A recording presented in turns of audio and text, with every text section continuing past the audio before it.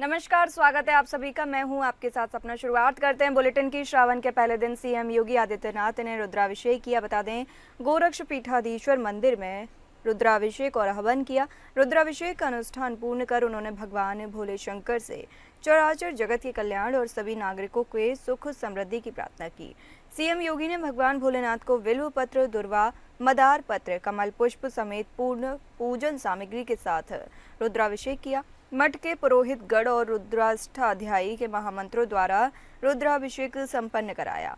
विधि विधान से पूर्ण हुए रुद्राभिषेक अनुष्ठान के बाद मुख्यमंत्री योगी आदित्यनाथ ने प्रदेशवासियों के आरोग्यमय, सुखमय, समृद्धमय और शांतिमय जीवन की मंगल कामना की।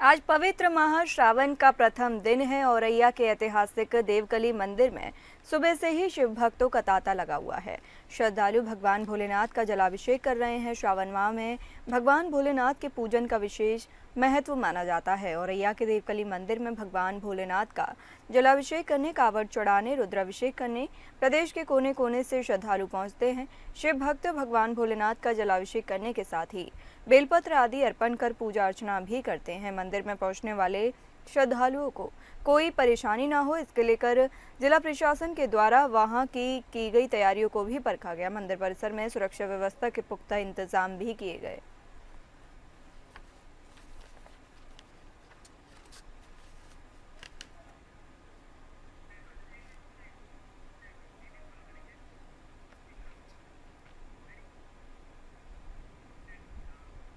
श्रावण मास आज से शुरू हो चुका है। बस्ती के प्राचीन शिव मंदिर में श्रावण मास को लेकर विशेष तैयारियां की गई है। श्रावण मास में मंदिर में शिव भक्तों का तांता लगा रहता है। शहर भर के लोग मंदिर में आकर शिवजी को जलाभिषेक करते हैं। जिले भर की कावड़ इस मंदिर में चढ़ती है। श्रद्धालुओं और कावड़ियों की भारी भीड़ को देखते हुए मंदिर प्रांगण और गर्भगृह में विशेष साफ सफाई की गई है। श्रद्धालुओं की मान्यता है कि यहाँ भगवान स्वयंभू शिवलिंग और माता पार्वती का जलाभिषेक करने से विशेष पुण्य की प्राप्ति होती है। मंदिर के महंत सोनूगिरी के अनुसार रुद्राभिषेक की यहाँ विशेष महत्ता है और यह स्थान शिव पुराण में बाबा भक्त के नाम से वर्णित है। श्रावण मास के दौरान लाखों श्रद्धालु यहाँ दर्शन और जलाभिषेक हेतु पहुँचते हैं, जिससे यह स्थल आध्यात्मिक आस्था का केंद्र बन जाता है। श्रावण मास में किस प्रकार से जो है बाबा बदेश्वर नाथ की महिमा है। बाबा बदेश्वर नाथ ने हम लोगों के इस चारों तरफ, हम लोग यही बगल के रहने वाले हैं, इससे कम लाखों करोड़ों श्रद्धालु यहाँ पे जल चलाने आएंगे। यहाँ पे जो है लगभग हमको तो लगता है पूरे प्रदेश में कोई ऐसा जिला नहीं बचा होगा जहाँ पे बाबा बदेश्वर नाथ की महिमा नहीं रही है। हमको तो लगता है इधर कम से कम 10-20 जिले के लोग तो प्रॉपर आते रहते हैं। अब पूरे प्रदेश में कोई भी ऐसा जिला बचता नहीं है जहाँ से यहाँ पे जो है 78 जिले हैं, 78 जिला में से कोई जिला ऐसा नहीं बचता है जिस जिले से आदमी बाबा बदेश्वर नाथ धाम में आते ना। और जिस प्रकार से यहाँ पे व्यवस्थाएं हैं, जिस प्रकार से यहाँ के पुजारी लोग व्यवस्था करते हैं, बाबा बदेश्वर नाथ की महिमा रहती है, सभी लोगों की रक्षा करते हैं, हम लोगों की रक्षा करते हैं। बाबा बदेश्वर नाथ के सहयोग से, बाबा बदेश्वर नाथ की महिमा से ही हम लोग आज जो भी काम धाम कर रहे हैं, जो भी हम लोगों की एक आस्था है, वो पूरी आस्था बाबा बदेश्वर नाथ में ही है। सीएम योगी गोंडा पहुंचे और पूर्व सांसद स्वर्गीय कुंवर आनंद सिंह को श्रद्धांजलि दी। इस दौरान सीएम ने कहा कि स्वर्गीय आनंद सिंह ने न सिर्फ गोंडा लोकसभा से 4 बार सांसद रहे, बल्कि उत्तर प्रदेश सरकार में कृषि मंत्री के रूप में भी अपनी सशक्त उपस्थिति दर्ज कराई थी। उनके निधन से जिले में शोक की लहर दौड़ गई थी। मुख्यमंत्री योगी स्वर्गीय आनंद सिंह के पूरे राज परिवार से भेंट की और उन्हें गहरी संवेदना व्यक्त की। उन्होंने परिजनों को ढांढस बधाया और कहा कि आनंद सिंह का योगदान प्रदेश और राष्ट्र की राजनीति में सदैव स्मरणीय रहेगा। उनके इस भावनात्मक रवैये ने परिजनों और उपस्थित जनसमूह को भावुक कर दिया। मुख्यमंत्री जी के साथ प्रशासनिक और सुरक्षा अधिकारियों का भारी अमला भी मौजूद रहा।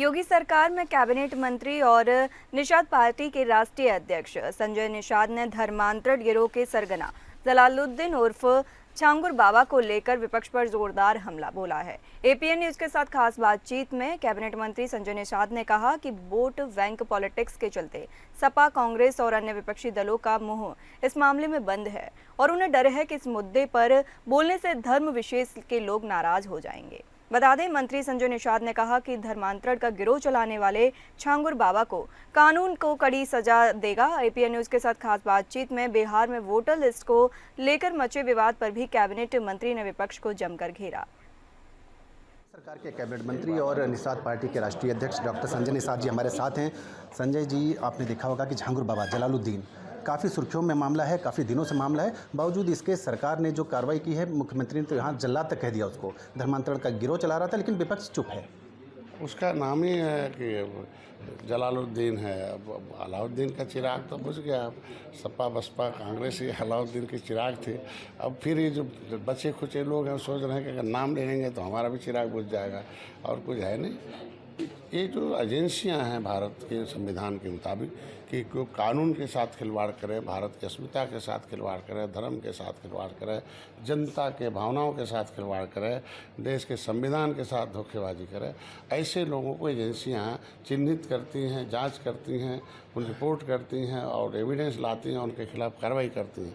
तो पहले की सरकारों में एजेंसियाँ संरक्षण प्राप्त थी, खुला छूट था, जो जैसे चाहे वो कर ले।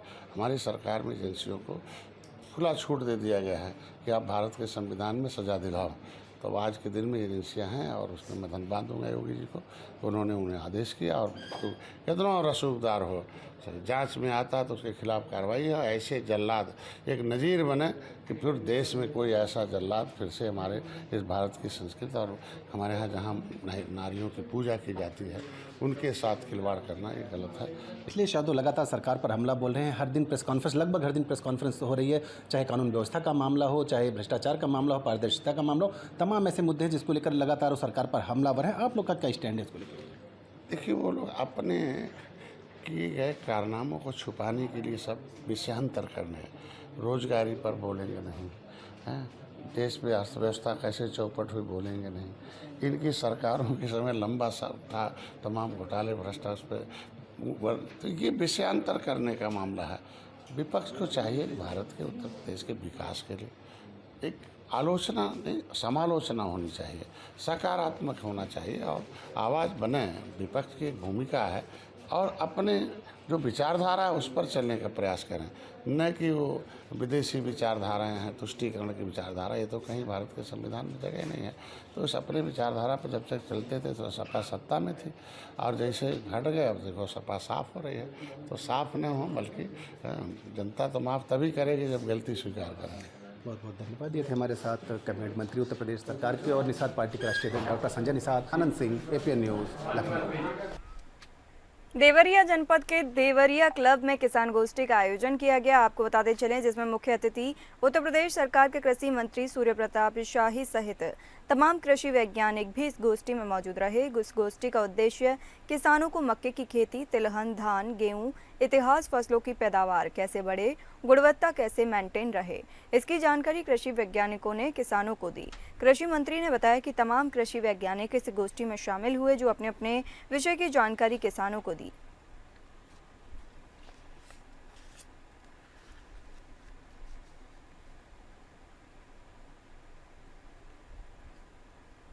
आज देश के मानिंद वैज्ञानिक यहाँ पर आए हैं, जिसमें जिन्होंने 29, 67 और करण वंदना गेहूं का बीज जिन्होंने निकाला, ऐसे डॉक्टर ज्ञानेंद्र प्रताप सिंह जी, और जैव विविधता को खेती के क्षेत्र में संरक्षित करके और उसको विकसित किया जा सके, हमारी भारत सरकार और राज्य सरकार की योजनाओं से जो चलने वाले कार्यक्रम हैं उनकी जानकारियाँ दी गई हैं।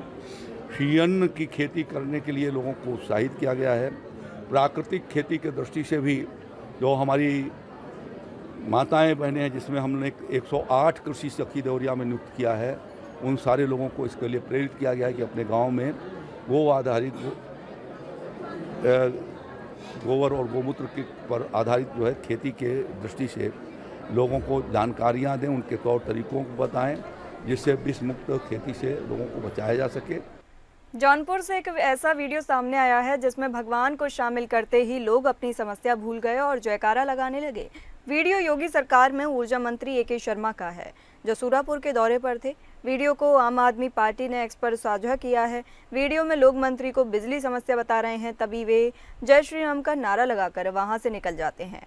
वीडियो में दिख रहा है कि लोग शर्मा के पहुंचने पर उनका फूल मालाओं से स्वागत करते हैं। तभी लोग बोलना शुरू करते हैं कि इलाके में बिजली की काफ़ी समस्या है। मंत्री जी समस्या का समाधान करने के बजाय जोर से जय जय शंकर भगवान, जय श्री राम और जय बजरंगबली के नारे लगाकर चुपचाप गाड़ी में बैठकर चले जाते हैं। वीडियो सामने आने के बाद मंत्री ए.के. शर्मा की काफ़ी आलोचना हो रही है। एक्स पर उपयोगकर्ता लिख रहे हैं कि आप जो वोट देते हैं वही आपको मिलता है। आपने वीडियो साझा कर लिखा कि यह उत्तर प्रदेश के ऊर्जा मंत्री और प्रधानमंत्री नरेंद्र मोदी के खास ए.के. शर्मा जी हैं। प्रदेश की जनता भयंकर बिजली कटौती से परेशान है और परेशान होकर अपना दुख इन्हें सुना रही है, लेकिन समस्या का समाधान करने की बजाय मंत्री जी चुपके से गाड़ी में बैठकर निकल गए।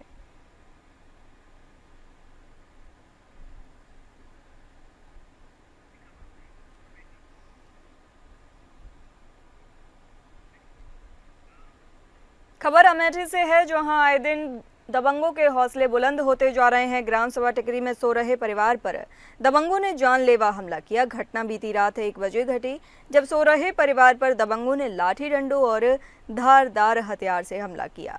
हमले में एक बुजुर्ग महिला, एक पुरुष और एक नवयुवक गंभीर रूप से घायल हो गए। तीनों को तत्काल सामुदायिक स्वास्थ्य केंद्र भेजा गया, जहां उनका इलाज जारी है। उनकी स्थिति गंभीर बनी हुई है। घटना के बाद गाँव में दहशत का माहौल है। पीड़ित परिवार ने हमलावरों की पहचान कर ली है और पुलिस को नामजद तहरीर दी है। अमेठी पुलिस ने एफआईआर दर्ज कर जांच शुरू कर दी है। स्थानीय लोगों की मांग है कि पुलिस तत्काल सख्त कार्रवाई करे और दोषियों को जल्द से जल्द गिरफ्तार कर जेल भेजे, ताकि भविष्य में ऐसी घटनाओं की पुनरावृत्ति रोकी जा सके।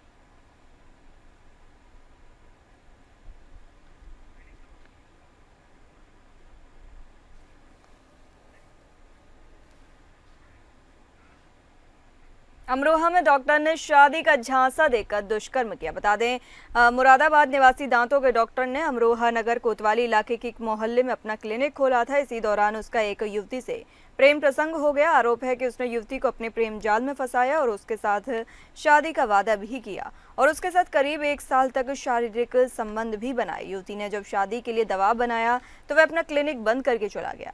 पीड़िता का कहना है कि उसके भाई अब लगातार उसे फोन पर धमकी दे रहे हैं और अश्लील वीडियो वायरल करने की भी धमकी दे रहे हैं। पीड़िता ने एसपी को शिकायती पत्र देकर कार्रवाई की मांग की है। लड़के ने मेरे साथ बहुत गलत करा है। वो लड़का मुरादाबाद का रहने वाला है, याकूतपुर छपरी का। उसका नाम फहीम है। वो हमारे घर के नीचे ही रहते थे किराए पे, हम भी किराए पे रहते थे। वो मेरे साथ लगातार 1 साल से बलात्कार कर रहे थे। वो मुझे शादी का झांसा देते रहे कि मैं तुझसे शादी करूंगा, शादी करूंगा। मैंने जब अपने घर पे बताने की कोशिश करी तो उन्होंने मना कर दिया कि अभी कुछ मत कह, मैं तुझसे शादी कर लूंगा। उन्होंने मुझसे शादी नहीं करी और वो वहां से वो लैब खाली करके भाग गए मुझे बिगर बताए। और फिर मैंने उनको फोन करा तो वो मेरा फोन नहीं उठा रहे, अपने भाई से किसी नए नंबर से कॉल करके मुझे धमकी दिलवा रहे कि कुछ किसी से कुछ मत कह। और मुझसे बिगर बताए उन्होंने किसी और से शादी कर ली चोरी से। बदायूं में 2 बाइकों की जोरदार भिड़ंत हो गई। बता दें, बदायूं के करखेड़ी और भगरैन गांव के बीच 2 बाइकों की आपस में टक्कर हो गई और गांव के 4 लोगों की मौत हुई। और एक खबर बदायूं से है, जहां बदायूं के करखेड़ी गांव के 4 लोगों की सड़क हादसे में मौत हुई है। करखेड़ी और बगरेन गांव के बीच 2 बाइकों की आमने सामने जोरदार टक्कर हो गई। हादसे में 4 लोगों की मौत हो गई, जबकि एक की हालत गंभीर बताई जा रही है। चारों मृतक एक ही गाँव के रहने वाले थे। पुलिस ने शव को पोस्टमार्टम के लिए भेज दिया है। घटना की सूचना पर परिजनों में कोहराम मचा हुआ है।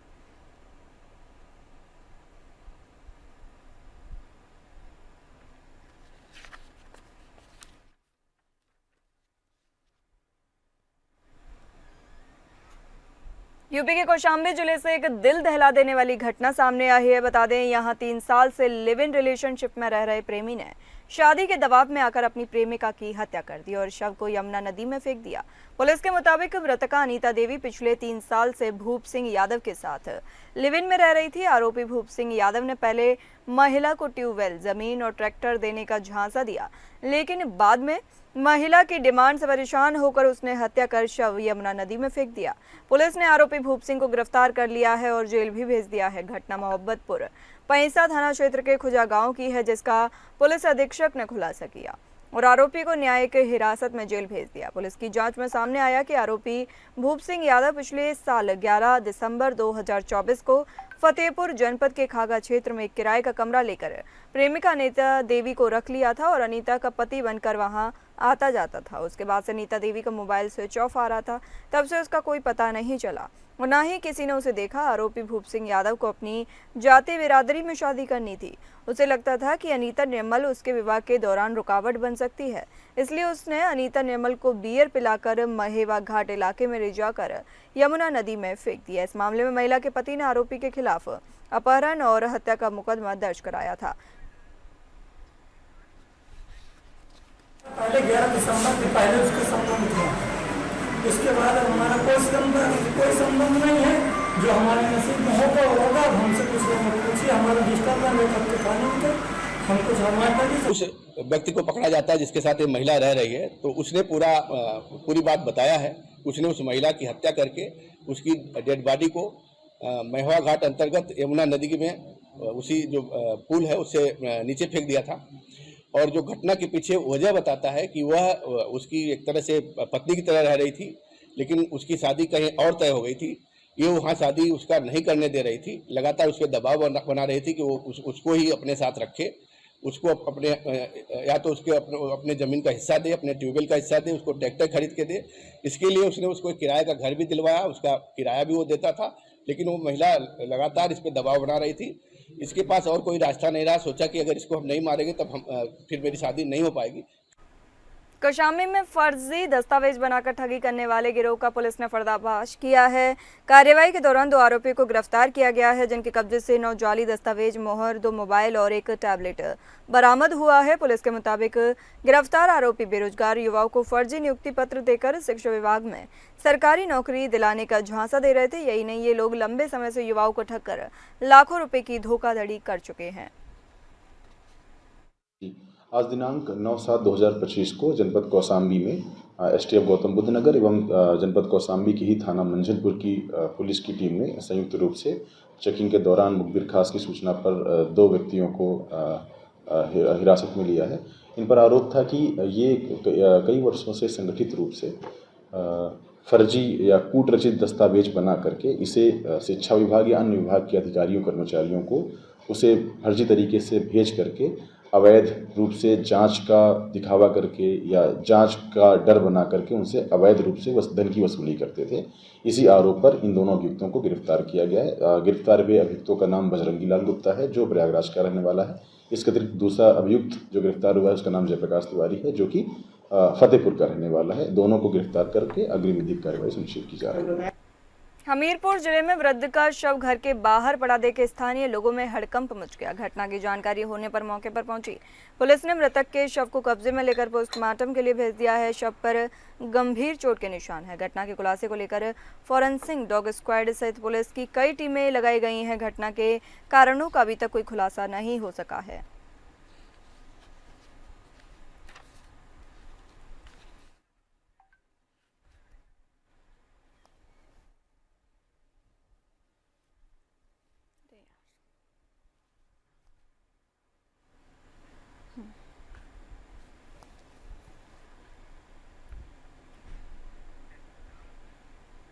खबर प्रयागराज से है, जहां माफिया अतीक अहमद के बिजनेस पार्टनर अवैध प्लांटिंग पर योगी का बुलडोजर चलाया गया। प्रयागराज विकास प्राधिकरण ने खालिद जफर की अवैध प्लांटिंग को ध्वस्त किया। खालिद जफर ने बिना पीडीए की अनुमति और बिना लेआउट पास प्लांटिंग की थी। एयरपोर्ट थाने सिलना भट्टी गांव में 30 बीघा जमीन पर प्लॉट काट कर लोगों को बेचा जा रहा था।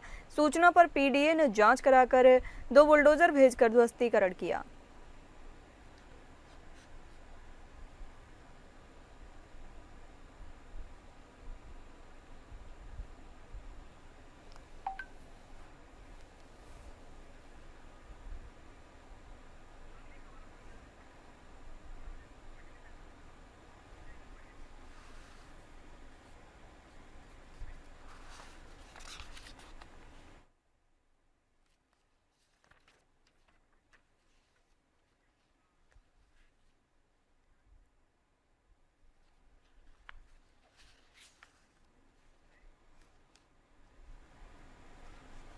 कन्नौज में चोरों के हौसले इस कदर बुलंद हैं कि वे पुलिस से खौफ भी नहीं हो रही। बता दें, ताजा मामला सदर कोतवाली क्षेत्र के दवीन टोला मोहल्ला से सामने आया है, जहां चोरों ने लाखों रुपए के जेवरात और नकदी पर हाथ साफ कर दिया।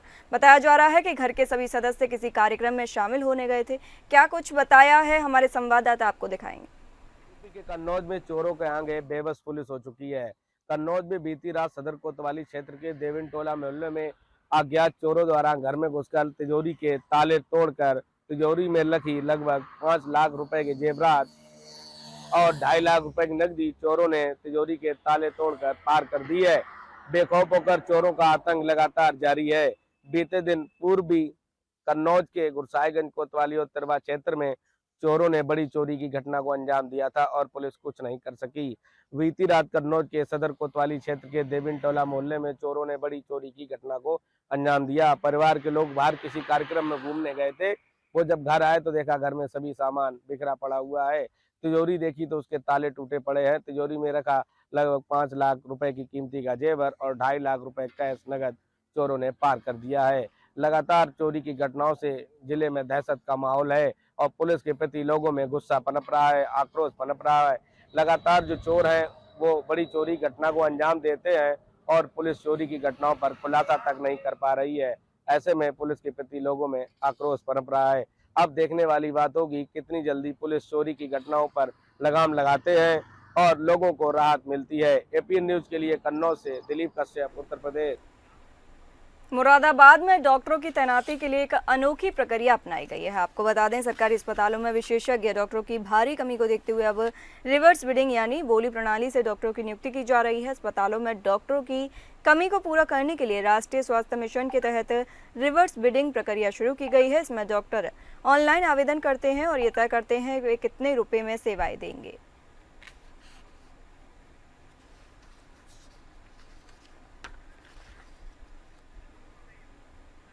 देखिए, राष्ट्रीय स्वास्थ्य मिशन के अंतर्गत रिवर्स बिडिंग प्रोसेस के थ्रू ये 2 लखनऊ से हमारे पास यहाँ पे 8 चिकित्सकों की तैनाती कर यहाँ भेजा गया है, जो कि डिफरेंट बिड्स के रूप में ये नामित किए गए हैं।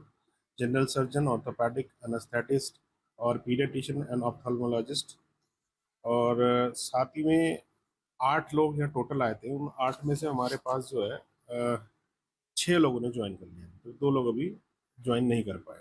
देखिए, मुरादाबाद में रजी साहिद साहब है, जिनका 3,45,000 रुपये की बिड के रूप में एमसीएच बीइंग में एनेस्थेटिस्ट के रूप में है। कहाँ इनको तैनाती हुई है सर? देखिए, ट्रॉमा सेंटर डिस्ट्रिक्ट हॉस्पिटल में 100 बेड, एमसीएच बीइंग में 2 लोग हैं और पंडित दीनदयाल उपाध्याय डिस्ट्रिक्ट हॉस्पिटल में और एक ऑप्थेल्मोलॉजिस्ट डिलारी में गए।